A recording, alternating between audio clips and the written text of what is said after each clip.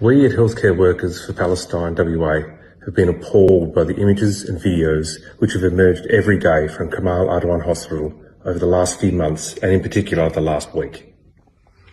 Last week, the Israeli occupation forces entered the hospital and forced all staff and patients to leave. Staff and patients were stripped down to their underwear and forced to march through the masses of rubble surrounding the hospital. The Kemál Adwan Hospital, the last partially functioning hospital in northern Gaza, is effectively no more. The director of Kemál Adwan Hospital has been abducted by Israel. It is now reported that he is being kept in Sidi Timan detention camp. This is the same camp where Dr. Al-Burj has been raped to death in April 2024.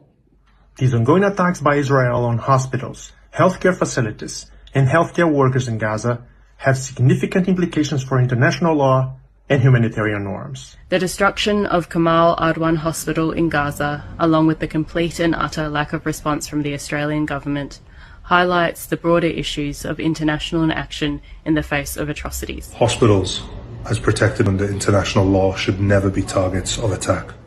The pleas from healthcare workers in Gaza, such as Dr. Hussam, were calls for urgent intervention. Yet the silence from our political leaders, Anthony Albanese, Penny Wong, and every single Labour MP who has remained silent, calls into question their commitment to humanitarian principles and the protection of civilian infrastructure.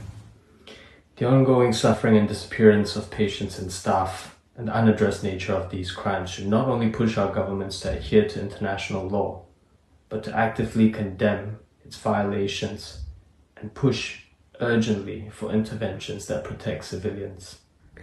The silence of Anthony Albanese and the Labour Party represents a profound moral failure as it signals indifference to the ongoing suffering and violations occurring in Gaza.